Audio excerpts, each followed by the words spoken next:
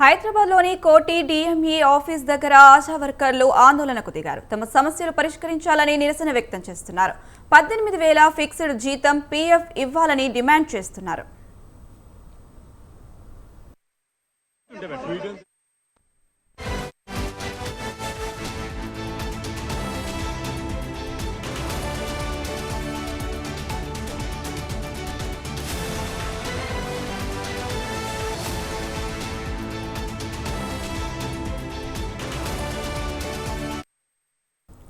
హైదరాబాద్లోని కోటి DME office దగ్గర ఆశా వర్కర్లు ఆందోళనకు దిగారు. తమ సమస్యలు పరిష్కరించాలని నిరసన వ్యక్తం చేస్తున్నారు.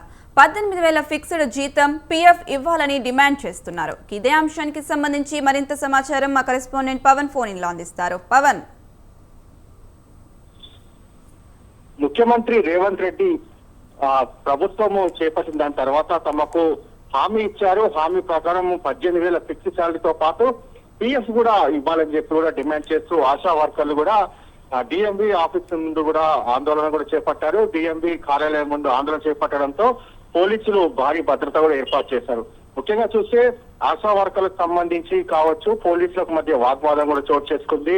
ఎందుకంటే ముఖ్యమంత్రి రేవంత్ రెడ్డి తమకు ఇచ్చిన హామీ నెరవేర్చాలంటూ కూడా పెద్ద ఎత్తున ఆశా వర్కర్లు కూడా డిఎంబి ఆఫీస్ కార్యాలయాన్ని కూడా చేరుకున్నారు. అయితే ఇక్కడి నుంచి వెళ్లిపోవాలని చెప్పి కూడా పోలీసులు ఆ యొక్క ఆదేశాలు జారీ చేసిన ఆశా వర్కర్లు మాత్రము తమ డిమాండ్లను నెరవేర్చాలి, ప్రభుత్వం వెంటనే స్పందించాలని చెప్పి కూడా ప్రధానంగా ఆశా వర్కర్లు కూడా ఆందోళన చేపట్టారు. దీంతో ఒక్కసారిగా ఉద్రిక్త వాతావరణం కూడా చోటు చేసుకుంది. పోలీసులు మాత్రం భారీ ఎత్తున బలగాలను మోహరించారు. అంతేకాకుండా ఆశా వర్కర్లను కూడా అరెస్ట్ చేసి స్థానికంగా ఉన్న పోలీస్ స్టేషన్ కూడా తరలించారు.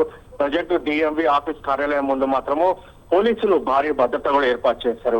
అయితే తమ ఆందోళన మాత్రము ఆ 18,000 శాలరీ ఫిక్స్ తో పాటు పిఎఫ్ ఇచ్చేంత వరకు కూడా ఆందోళన కొనసాగుతూనే ఉంటుంది. ఈ యొక్క ఆందోళన మాత్రము తాము విరమింపజేయము, ప్రభుత్వం ఇచ్చిన హామీ ప్రకారమే తమకు ఇవ్వాలి, తమ హామీకి సంబంధించి కూడా ప్రభుత్వం నెరవేర్చాలని చెప్పి కూడా ఆశా వర్కర్లు ప్రధానంగా డిమాండ్ వ్యక్తం చేసిన పరిస్థితి కూడా కనిపిస్తుంది. రైట్ పవన్.